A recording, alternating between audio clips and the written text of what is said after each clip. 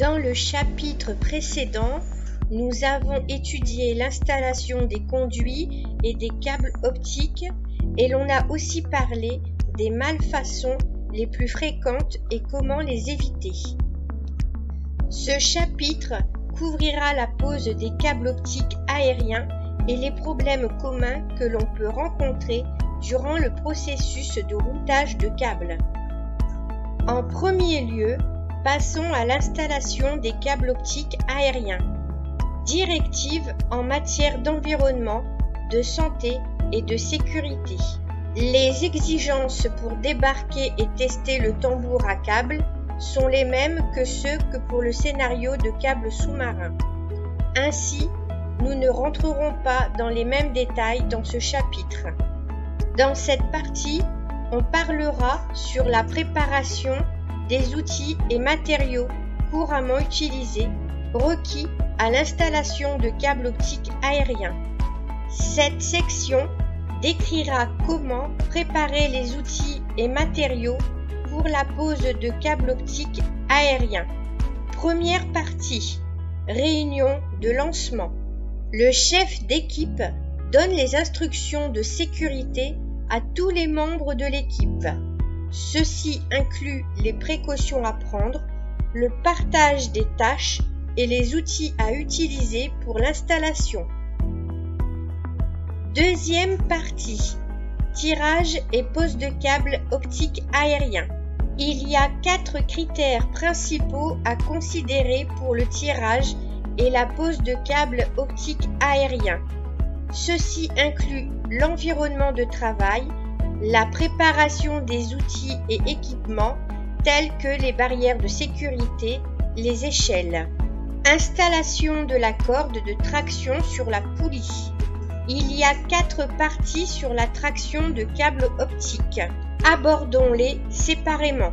Dans la vidéo, on aperçoit un bandeau de sécurité autour du chantier de travail.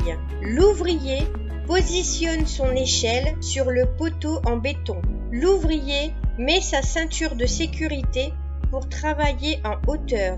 Cette étape correspond à l'installation de poulies de traction pour le câble. L'ouvrier grimpe à l'échelle sous la supervision de son équipe au sol et il attache sa ceinture de sécurité avant de grimper. Installer la poulie de traction et le mécanisme de guidage de câble en utilisant un fil de fer ou la sangle et la boucle de la poulie. Dans la section suivante, on introduira l'installation des cordes et des maillages de traction. Quand la poulie de traction est prête, préparez la corde de traction au sol. Étape 1.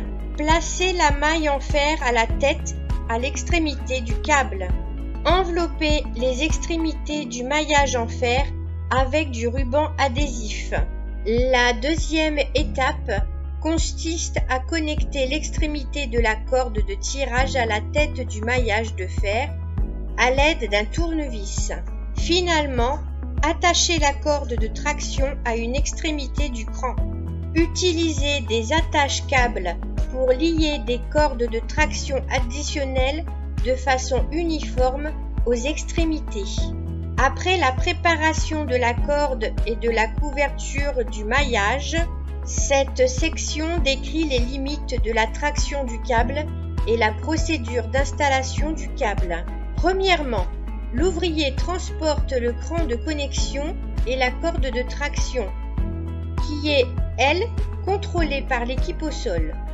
L'ouvrier grimpe à l'échelle à l'endroit de l'opération et il enfile la tête de la corde de traction dans la poulie dans la direction du câble de traction. Le personnel au sol doit assurer un angle de traction correct et tirer la corde en même temps. Utilisez une corde en nylon qui se conforme aux critères de la traction de câble sur un parcours droit et un parcours courbé. L'angle maximum de traction sur la ligne ne doit pas dépasser 27 degrés pour être dans les limites du radius de courbure dynamique du câble optique. Quand la tête du câble passe à travers la poulie placée en hauteur, tirez le câble de traction dans le sens de la route de traction définie. Sur un segment de traction droit, la corde est tirée au travers de la poulie de la même façon qu'un segment courbé.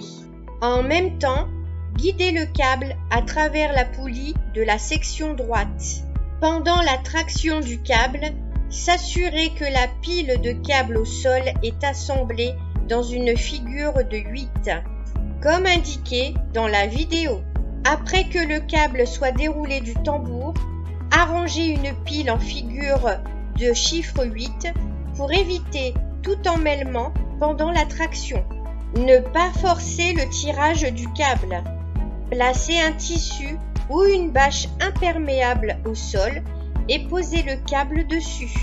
Ceci pour éviter que le câble touche directement le sol et ainsi éviter que la gaine externe du câble soit endommagée par des objets durs ou pointus au sol. Cette partie décrit la distribution des ouvriers sur le site et la vitesse de tirage des câbles optiques. Le personnel en charge de la traction du câble doit maintenir un angle large et maintenir une vitesse de traction constante pour tirer le câble sur son parcours. L'angle entre le câble et la poulie doit être suffisamment grande. Évitez que le radius de courbure dynamique du câble soit moins que 20 fois le diamètre du câble pendant la traction. Pendant la pose du câble, surveillez les marques de métrage du câble afin de contrôler la vitesse de déroulement du câble. De plus, les ouvriers en charge de la traction doivent être répartis par groupe à 15 mètres d'intervalle.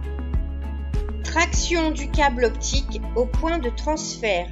Dans la vidéo, on aperçoit le câble étant tiré à 90 degrés de transition. Des ouvriers qualifiés sont requis pour la pose du câble optique dans les sections de distribution des câbles. Les groupes d'ouvriers doivent être espacés à 15 mètres d'intervalle. Préinstallez les poulies de guidage sur les poteaux communicants. Le câble optique doit être aussi positionné à un angle suffisamment large par rapport à la poulie. Évitez que le radius de courbure dynamique du câble ne soit en dessous de 20 fois le diamètre de câble pendant la traction. À l'autre extrémité de la traction, distribuez les autres câbles sur une distance de 15 mètres chacun. La traction du câble doit être réalisée à une vitesse constante. Dans la dernière section, on aborde quelques cas que l'on peut rencontrer pendant la traction du câble. Quand on doit croiser une rue ou d'autres obstacles pendant le tirage du câble. Le personnel en poste doit assurer la circulation des véhicules et avoir une bonne communication entre eux. Pour coordonner les manœuvres entre le groupe de personnel loin d'eux et de ceux qui sont proches d'eux. La troisième partie introduit l'installation de matériel commun et le bon principe de stockage du câble optique. En premier lieu, on introduira l'installation de la section de tension et le crampon de soutien dans les coins tournants. Dans la vidéo, on aperçoit le personnel d'installation des accessoires en train d'enrouler le crampon en acier galvanisé autour du câble. Premièrement, séparer avec la coopération de 2 ouvriers les 2 branches du crampon et ensuite enrouler le crampon autour du câble optique. On va ensuite parler de l'installation du crampon sur les poteaux communicants. Installez le crampon en adoptant la même méthode utilisée au sol, après avoir raidi le câble optique à l'aide d'un tensionneur de câble. Maintenir un mouvement rotatif du marteau pendant la phase de raidissement du câble. Ne pas dépasser la tension sur le câble optique par rapport aux spécifications techniques du câble. Accrocher le crampon au point de support sur le poteau communicant. Le crampon doit être alors enroulé autour du câble. Ensuite, nous allons parler de l'installation des accessoires sur une section droite du parcours du câble. Choisir, combiner et ou pré-assembler les accessoires au sol, tels que le support de fixation et l'écran de suspension des poteaux communicants. Il est requis de positionner le support à une bonne hauteur sur le poteau et de respecter la même hauteur sur les autres poteaux de sorte à avoir l'écran de suspension du câble optique dans une ligne droite et horizontale. Installez le câble dans l'écran de suspension après que le câble ait été correctement raidi aux extrémités, à la bonne tension. Serrez l'écran de suspension avec les outils appropriés. Le boîtier de connexion est placé à l'horizontale sur la barre d'acier ou à la verticale sur le poteau communicant selon le plan. Dans la vidéo, on aperçoit que le boîtier de jointure est fixé sur la barre en acier au coin selon le plan et la spirale de câble en réserve est proprement installée dans l'enrouleur de câble. Les excès de câble doivent être entièrement coupés. Le radius de courbure statique doit être plus que 10 fois le diamètre du câble optique. Mesurez l'axe X et l'axe Y de la spirale du câble enroulé avec un mètre. Si le diamètre suit les prérequis, alors attachez les câbles optiques proprement dans l'enrouleur de câble.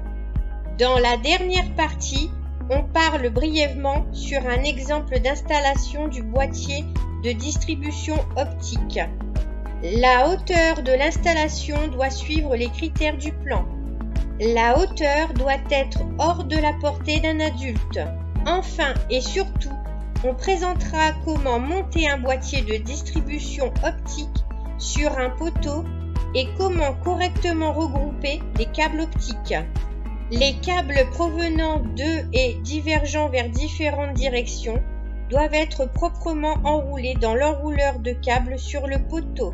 En plus, les excès de câbles optiques doivent être coupés et le diamètre de la spirale doit se conformer au radius de courbure statique du câble optique. Les câbles sont regroupés proprement avec des attaches de câbles. À noter, les attaches de câbles ne doivent pas être trop serrées. Il doit y avoir un certain degré de redondance. Cependant, le boîtier de distribution optique doit être placé à sa position définie comme indiqué dans la vidéo. Ceci complète les points principaux à connaître pour la pose de câble optique aérien. Dans le chapitre suivant, on parlera des problèmes communs liés au routage de câbles optiques aériens.